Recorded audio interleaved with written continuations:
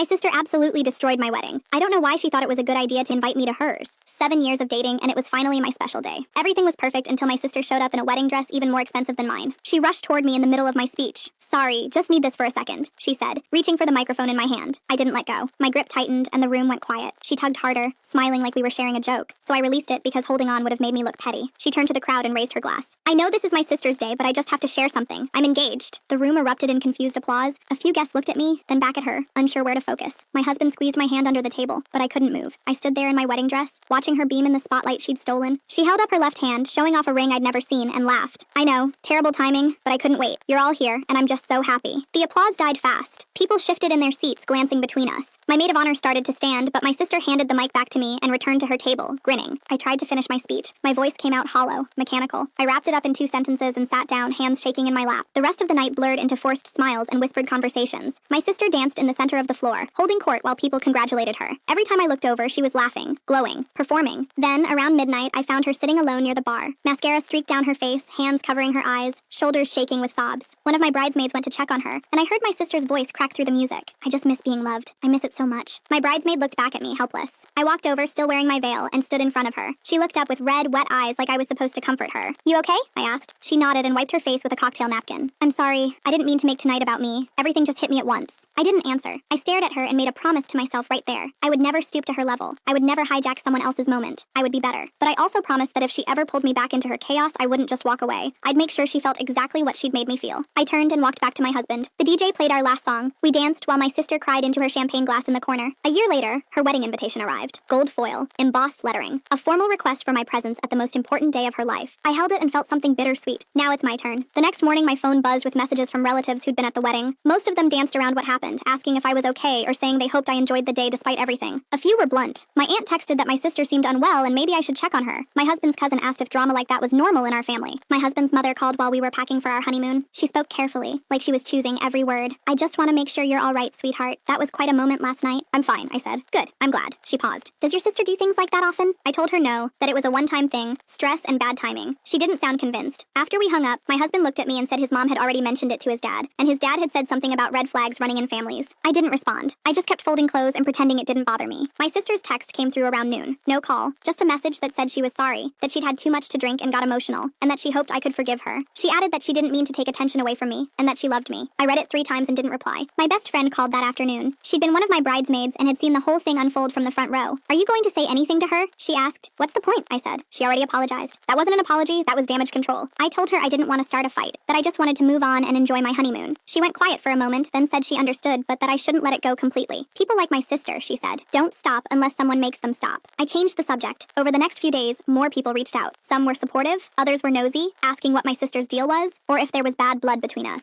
A cousin I barely spoke to sent a long message about how weddings bring out the worst in people, and how she'd seen similar things at other family events. She meant well, but it felt like she was explaining away what my sister had done instead of acknowledging how wrong it was. My mother called while we were at the airport. She said she'd talked to my sister and that my sister was devastated. She said my sister hadn't meant any harm and that I should try to be understanding because she was going through a rough time with her engagement. She announced her engagement at my wedding, I said. "That doesn't sound like someone going through a rough time." "She's confused," my mother said. "She doesn't know how to handle big emotions." I told her I had to board and hung up. On the plane, my husband asked if I wanted to talk about it. I said no. He nodded and put his hand on mine, and we sat in silence until takeoff. The honeymoon was supposed to be a reset, a chance to forget everything and focus on us. But every time I saw a wedding dress in a shop window or heard someone talking about their own wedding, I thought about my sister standing in front of my guests, glowing in her stolen moment. I thought about her crying at the bar, playing the victim while I smiled through photos and thanked people for coming. When we got back home, my sister had sent another text. This one was longer. She said she understood if I was still upset, but that she hoped we could move past it because family was important. She said she wanted me to be part of her wedding planning, and that it would mean a lot to her if I could be her maid of honor. I stared at the message for a long time. My husband read it over my shoulder and said I didn't owe her anything. He said I could ignore it or tell her no, whatever I wanted. I didn't reply to that one either. A few weeks later, my mother invited us to Sunday dinner. My sister was there, sitting at the table like nothing had happened. She smiled when I walked in and said she was glad I came. I sat down across from her and didn't say much. She talked about her wedding plans, showing everyone photos of venues and dresses, and my mother oohed and ahed like it was the most exciting thing in the world. At one point, my sister looked at me and asked if I had any advice for her big day. I said I didn't. She laughed and said she was sure I'd think of something. After dinner, I helped my mother with the dishes. She asked if I was still upset about the wedding, and I said I was fine. She told me I should let it go, that holding grudges only hurt me in the end. I dried the last plate and set it on the counter. I told her I wasn't holding a grudge. I was just done pretending everything was fine when it wasn't. The months that followed turned into a steady drip of wedding updates.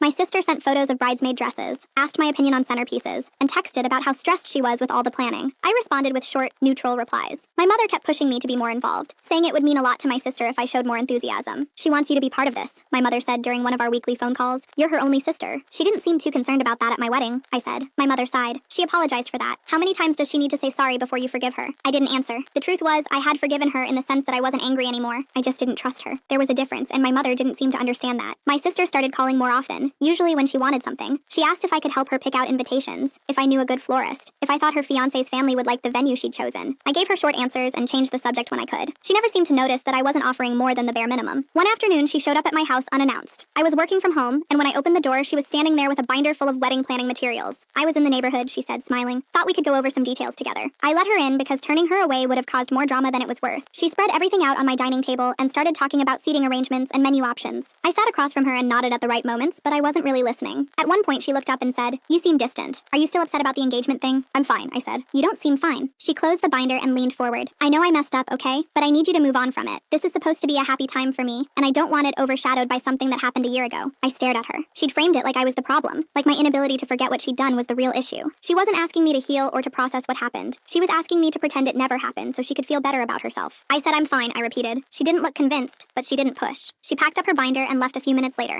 saying she had another appointment. After she was gone, I sat at the table and stared at the spot where her materials had been. My husband came into the room and asked if I was okay. "She doesn't get it," I said. "She thinks I'm being petty, but she doesn't understand what she did." "Then tell her," he said. I tried. "She doesn't want to hear it. She just wants me to move on so she doesn't have to feel guilty anymore." He didn't say anything else. He just put his hand on my shoulder and left me alone with my thoughts. The wedding invitations went out a few weeks later. Mine arrived in the mail on a Tuesday, thick and formal, with my name written in elegant script. I opened it and read through the details. The ceremony was at a church an hour away, followed by a reception at a country club. The whole thing screamed money and effort, and I wondered how much of it was genuine and how much was just for show. My mother called that evening to ask if I'd received my invitation. I told her I had. "Isn't it beautiful?" she said. "Your sister put so much thought into every detail." "It's nice," I said. "You are going, aren't you?" I hesitated. The question had been sitting in the back of my mind since the invitation arrived, and I still didn't have a clear answer. Part of me wanted to decline, to avoid the whole spectacle and save myself the trouble. But another part of me knew that skipping it would cause more problems than it would solve. My mother would be upset, my sister would play the victim, and I'd be painted as the bitter, jealous sibling who couldn't be happy for her sister. "I'll be there," I said. "Good. I'm so glad." My mother paused. "You know, it would really mean a lot to her if you gave a toast at the reception. Just something short and sweet." I laughed before I could stop myself. "You want me to give a toast?" "Why not? You're her sister." She hijacked my wedding speech to announce her engagement, and now you want me to stand up at her reception and say nice things about her? My mother went quiet. When she spoke again, her voice was tight. "That's not fair. She made a mistake and she apologized. You need to let it go." "I'm going to her wedding," I said. "That's enough." She didn't argue, but I could tell she wasn't happy. We ended the call shortly after, and I sat on the couch, staring at the invitation in my hands. My husband came in and asked what my mother had wanted. I told him about the toast request, and he shook his head. "That's ridiculous," he said. "You don't owe her that." "I know. So don't do it." "I won't." But the conversation stuck with me. The idea that I was expected to not only attend, but also perform, to stand up and validate my sister's happiness after what she'd done, felt like another layer of manipulation. She wanted me there to play the role of the supportive sister, to make her look good in front of her guests, and my mother was helping her push that narrative. I started thinking about her ex around that time. He'd dated my sister for 2 years before she broke things off. She'd told me at the time that he was too clingy, too emotional, and that she needed space. But after they broke up, she'd reach out to him whenever she was feeling lonely. She'd send him late-night texts asking how he was doing, telling him she missed him, keeping him on the hook just enough that he never fully moved on. I knew about the texts because she'd shown them to me once, laughing about how he still cared about her. She'd said it felt good to be wanted, even if she didn't want him back. I'd thought it was cruel then, but I hadn't said anything because I didn't want to start a fight. Now, sitting with the wedding invitation in my lap, I thought about him again. I thought about how easy it would be to reach out, to plant a seed, to let chaos do what it did best. I found her ex's contact information through an old group chat from when they were still together. His name was Reed, and according to his profile, he was still single. I stared at the screen for a long time before I typed anything. Once I sent the message, there would be no taking it back. I kept it simple. Told him I was worried about my sister, that she'd been talking about him a lot lately, that she seemed unsure about the wedding. He responded within an hour, asked if she was okay, if something had happened. I told him she'd mentioned regretting how things ended between them. I said she'd been texting me late at night, saying she wondered what would have happened if they'd stayed together. It wasn't entirely a lie. She had texted me about him before, though not in the way I was implying. Reed asked if she'd said anything specific. I told him she seemed scared to go through with the wedding, that she kept bringing him up when we talked. He went quiet for a while. Then he said he still cared about her, that he'd never really gotten over her. I told him the wedding was in a few weeks. I said if he wanted to talk to her, he should do it before it was too late. He said he didn't want to cause problems, that she was engaged, and he didn't have the right to interfere. I said it wasn't interference if she wanted to hear from him. I said she deserved to know he still cared before she made a decision she couldn't take back. That seemed to land. He asked me if I really thought it would help. I told him it might. I said she needed closure, or maybe something more, and that he was the only one who could give it to her. He thanked me for reaching out, said he'd think about it. I put my phone down and sat there, staring at the wall. My husband came home from work and found me on the couch, and he asked if I was okay. "I'm fine," I said. He didn't believe me, but he didn't push. A few days later, Reed messaged me again. He said he'd been thinking about what I told him and that he wanted to talk to my sister before the wedding. I told him that was probably a good idea. I said she'd been stressed and emotional, and hearing from him might help her figure out what she really wanted. He asked if I thought she'd be upset if he showed up. I said I didn't think so, that she'd probably be relieved. That wasn't true, but he didn't need to know that. He said he didn't have her new number, that she'd changed it after they broke up. I told him I'd pass along a message that I'd let her know he wanted to talk, but I didn't. Instead, I told him the wedding details, the church, the time, everything. He asked if I was sure that was the right move. I said it was the only move, that if he waited any longer, it would be too late. He said he'd be there. I put my phone down and realized my hands were shaking. Not from nerves, but from something else. Anticipation, maybe, or vindication. My husband asked me that night if I'd talked to my sister recently. I said no, that we'd been keeping our distance. That's probably for the best, he said. I agreed. The week before the wedding, my sister called. She was frantic, talking about last-minute details and vendor issues and how stressed she was. I listened without offering much input. At one point, she said, "I'm so glad you're coming. It means a lot to me." Of course, I said. I know things have been weird between us, but I want you to know I love you. You're my sister, and I want you there. I told her I loved her too. It wasn't a lie, exactly. I did love her. I just didn't like her very much. She asked if I was bringing my husband, and I said yes. She asked if I'd thought about the toast, and I said I hadn't. That's okay, she said. I just thought it would be nice. I told her I'd think about it, knowing I wouldn't. After we hung up, I checked my messages. Reed had sent another one, asking if I'd talked to my sister yet. I told him I had, that she seemed conflicted, and that he should definitely come to the wedding. He said he would. Said he owed it to himself and to her, to say what he needed to say. I told him that was brave. I told him she'd appreciate it, even if it was hard to hear. He thanked me again, and I put my phone away. My husband asked what I was smiling about. I told him it was nothing, just a funny text from a friend. He didn't question it. The night before the wedding, I barely slept. I kept running through scenarios in my head, imagining how it would play out. Reed showing up, my sister's face when she saw him, the groom's reaction, the guests whispering and pulling out their phones. It was going to be chaos, and I was the one who'd set it in motion. My husband woke up in the middle of the night and found me staring at the ceiling. He asked if I was nervous about the wedding. A little, I said. It'll be fine, he said. You'll get through it, and then it'll be over. I nodded, but I wasn't nervous about getting through it. I was nervous about what would happen when Reed walked through those church doors. The morning of the wedding, I got dressed slowly, carefully. I picked out a simple dress, nothing flashy, nothing that would draw attention. My husband adjusted his tie in the mirror and asked if I was ready. Almost, I said. He waited by the door while I checked my phone one last time. Reed had sent a message an hour earlier saying he was on his way. I didn't respond. I just put my phone in my purse and followed my husband out to the car. The drive to the church was quiet. My husband tried to make small talk, but I wasn't in the mood. When we pulled into the parking lot, I saw my sister's car near the entrance. She was probably inside, getting ready, surrounded by bridesmaids and photographers, and people telling her how beautiful she looked. I wondered if she had any idea what was about to happen. My husband took my hand as we walked toward the church. "You okay?" he asked. "I'm fine," I said. And I was. For the first time in a year, I felt like I was exactly where I needed to be. The church was already half full when we arrived. Guests filled the pews, dressed in pastels and suits, chatting quietly while soft music played from somewhere near the altar. My husband and I found seats near the middle, far enough back that we wouldn't draw attention but close enough to see everything. My mother spotted us and waved from the front row, mouthing something I couldn't make out. I nodded and smiled back. The groom stood near the altar with his groomsmen, laughing at something one of them had said. He looked relaxed, confident, like a man who had no idea his world was about to tilt sideways. My sister's bridesmaids entered first, walking down the aisle in matching lavender dresses. They smiled at the guests, holding their bouquets carefully, and took their places at the front. Then the music changed. Everyone stood. My sister appeared at the back of the church, and even I had to admit she looked stunning. Her dress was white satin with lace sleeves, her hair pinned back in soft curls, her makeup flawless. She walked down the aisle on my father's arm, beaming at the guests, at the groom, at everyone who was watching her. This was her moment, and she knew it. When she reached the altar, my father kissed her cheek and sat down next to my mother. The officiant began speaking, welcoming everyone and talking about love and commitment. I glanced at my phone. No new messages from Reed. My husband leaned over and whispered, "You okay?" I nodded. "Fine." The officiant asked everyone to be seated, and the ceremony began. My sister and the groom stood facing each other, holding hands, smiling like they were the only two people in the room. The officiant talked about marriage being a partnership, about trust and honesty and building a life together. My sister nodded along, dabbing at her eyes with a tissue one of the bridesmaids handed her. I kept checking my phone. Still nothing. Then, halfway through the officiant's speech about commitment, the church doors opened. Everyone turned. A few people gasped. Reed stood in the doorway, looking disheveled and out of breath, like he'd run all the way there. He was wearing jeans and a wrinkled button-down shirt, completely underdressed for a wedding. My sister's smile vanished. Her face went pale, and she took a step back from the groom. "Reed?" she said, her voice barely audible. The groom turned around, confusion spreading across his face. "Who's Reed?" Reed didn't answer. He started walking down the aisle, his footsteps echoing in the silent church. The officiant cleared his throat. "Excuse me, sir, but this is a private ceremony. I need to talk to her," Reed said, his voice loud and urgent. He didn't stop walking. My sister looked at the groom, then back at Reed, her mouth opening and closing like she couldn't find the words. "What are you doing here?" she finally managed. Reed stopped a few feet from the altar. "I needed to see you. I needed to tell you something before you made a mistake." The groom stepped forward. "Who is this guy?" "He's my ex," my sister said quickly. "I don't know why he's here." "You know exactly why I'm here," Reed said. He looked at her with this desperate, pleading expression that made even me uncomfortable. "You've been texting texting me. You told me you weren't sure about this. You said you still had feelings for me. The room went completely silent. Even the music had stopped. My sister shook her head. I never said that. I haven't talked to you in months. Yes, you did, Reed insisted. Your sister told me. She said you'd been reaching out, that you were confused, that you needed to see me before the wedding. My sister's head snapped toward me. Her eyes found mine in the crowd, wide and panicked. I kept my expression neutral, concerned even, like I had no idea what he was talking about. The groom looked between Reed and my sister. Is this true? Have you been texting him? No, my sister said, her voice rising. I haven't. I don't know what he's talking about. Your sister wouldn't lie about something like that, Reed said. She told me you still loved me. She said you were scared to go through with this. The groom turned to my sister. Did you ask your sister to contact him? No, my sister's voice cracked. I didn't, I swear. The groom looked at me. So did the officiant. So did half the church. I stood up slowly, making sure I looked shocked. I never said any of that. I don't know where he's getting this. Reed turned to me, his face twisting in confusion. Yes, you did. You messaged me. You told me she was having second thoughts. I think you're mistaken, I said calmly. I never contacted you. My sister was crying now, mascara starting to streak down her face. Reed, you need to leave. I don't know who told you to come here, but it wasn't me. I'm getting married. I love him, not you. Reed looked like he'd been slapped. But you said, I didn't say anything, my sister snapped. I haven't talked to you since we broke up. The groom crossed his arms. So why is he here? My sister didn't have an answer. She looked at Reed, then at me, then back at the groom, her mouth opening and closing. I don't know, she finally whispered. Reed pulled out his phone. I can show you the messages. Your sister sent them to me. He started scrolling, and my sister's face went from pale to red. What messages? Reed held up his phone, but before anyone could see what was on the screen, the groom grabbed it. He read for a moment, his jaw tightening. Then he looked at my sister. He's right. These are from her number. That's impossible, my sister said. I didn't send those. Then how did he get them? The groom demanded. My sister looked at me again, and this time there was something different in her eyes. Not confusion, suspicion. Did you do this? She asked quietly. I shook my head. Of course not. Why would I? Because you're still mad about the engagement thing, she said, her voice shaking. Because you've been holding it over my head for a year. The groom looked at me, then at my sister. What engagement thing? My sister ignored him. She took a step toward me, her hands clenched into fists.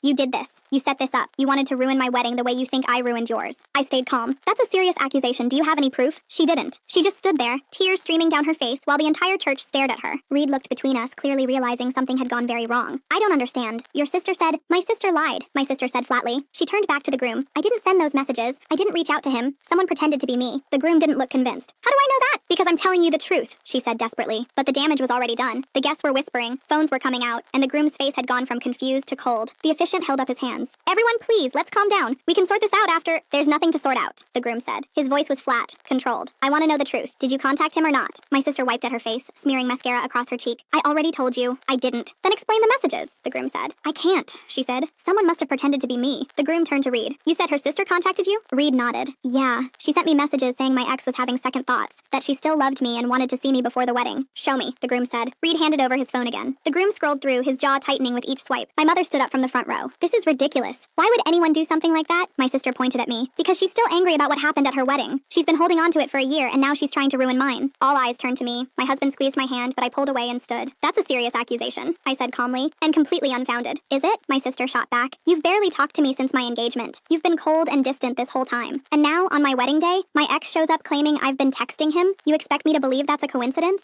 I expect you to have proof before you accuse me of sabotage, I said. The groom looked between us. Someone sent those messages. If it wasn't you, he said to my sister, then who was it? My sister didn't answer. She just stared at me with red, swollen eyes. Reed stepped forward. Wait, I think I still have the original messages on my phone. Maybe we can figure out where they came from. He started scrolling again, and my sister's maid of honor leaned over to look. These came from a number I don't recognize, Reed said. Not your sister's number. The groom grabbed the phone. Let me see. He looked at the screen, then at me. Do you recognize this number? I shook my head. No, it's a messaging app, the maid of honor said, squinting at the screen. You can send texts from any number you want. It's not traceable. My sister let out a bitter laugh. So someone went through the trouble of downloading an app, pretending to be me, and messaging my ex just to ruin my wedding? And you think that someone is my sister? It makes sense, the groom said quietly. My sister turned to him. You believe her over me? I don't know what to believe, he said. But Reed showed up here thinking you wanted him back. Someone told him that. And if it wasn't you, then who? I don't know, my sister shouted. But it wasn't me, and it wasn't her either. She wouldn't do something like that, wouldn't she? The groom said. You told me what happened at her wedding. How you announced your engagement during her speech. How she's barely spoken to you since. Maybe this is payback. My sister shook her head. She's not like that. She promised me she'd never stoop to my level. I felt something twist in my chest. Not guilt exactly, but something close to it. I didn't do this, I said, and I resent the implication. My mother stepped into the aisle. Enough. This is getting out of hand. Can we please just take a break and figure this out calmly? There's nothing to figure out, the groom said. He looked at my sister. I can't marry you like this.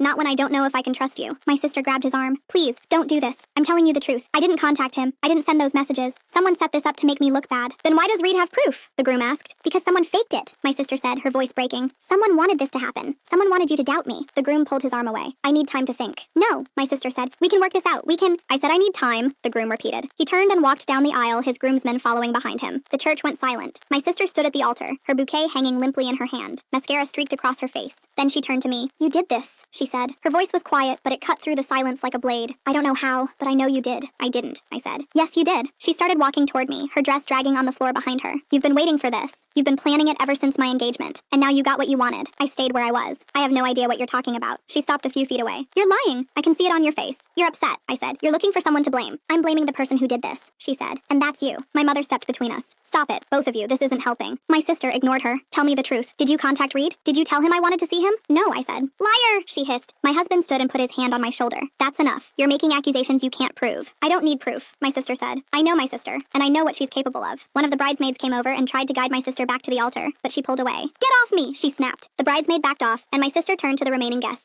Everyone can leave, she said. The wedding's over. A few people started to stand, whispering to each other. My mother tried to say something, but my sister cut her off. I said leave. The guests filed out slowly, some glancing back at my sister, others avoiding eye contact entirely. Reed stood awkwardly near the altar, clearly unsure whether to stay or go. My sister pointed at him. You too, get out. Reed opened his mouth like he wanted to say something, then thought better of it and left. Within minutes, the church was nearly empty. Just me, my husband, my parents, and my sister. My father walked over to my sister and tried to put his arm around her, but she shrugged him off. Don't, she said, just don't. He stepped back, looking helpless. My mother turned to me. Did you do this? No, I said. Then why is she so convinced you did? Because she needs someone to blame, I said. And I'm the easiest target. My sister laughed, but there was no humor in it. You're unbelievable. You're standing here lying to everyone's face and you don't even care. I'm not lying, I said. Yes, you are. She took a step closer. You wanted this. You wanted me to feel what you felt. You wanted me to stand up here and watch my day fall apart the same way yours did. I didn't answer, because she was right. She stared at me for a long moment, then turned and walked toward the back of the church. When she reached the doors, she stopped and looked back. I hope it was worth it, she said. Then she was gone. My mother looked at me with disappointment in her eyes. I don't know if you did this or not, but either way, you need to fix it. There's nothing to fix, I said. She accused me without proof. That's on her, not me. My mother shook her head and followed my father out of the church. My husband and I stood there alone. The flowers were still on the altar, the chairs still lined up in perfect rows, but the space felt empty now. Let's go, he said quietly. I nodded. As we walked out, I glanced back one last time. The church looked exactly like it had an hour ago, but everything had changed. The reception was canceled before anyone even got to the venue. My sister sent a group message to all the guests saying the wedding was off and that they should go home. My mother called me that night. She didn't yell, but her voice was tight. Your sister is devastated. The groom won't answer her calls. Half the family thinks you're responsible. I'm not, I said. Then who is? She asked. I didn't answer. My sister showed up at my house 2 days later. She looked like she hadn't slept. Her eyes red and swollen, her hair pulled back in a messy ponytail. I know you did it, she said. And one day I'll prove it. She turned and walked back to her car without waiting for a response. I closed the door and leaned against it. My husband asked if I was okay. I'm fine, I said. And I was, because my sister had finally felt what I felt a year ago, standing in front of everyone, watching her moment collapse while people whispered and stared. I didn't ruin her wedding. I just gave chaos a microphone and let it speak for itself. Thanks for watching. Don't forget to subscribe, like, and drop your favorite part in the comments. See you in the next one.